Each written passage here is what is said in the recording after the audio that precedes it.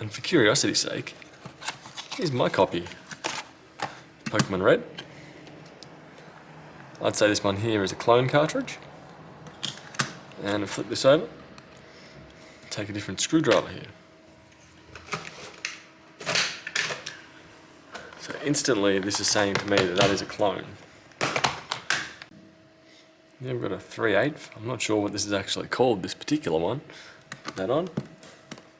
Unscrew it.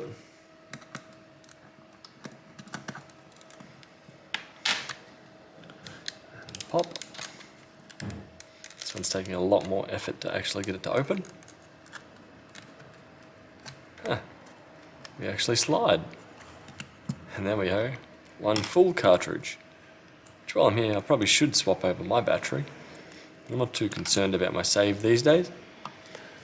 Anyway, one clone, one original.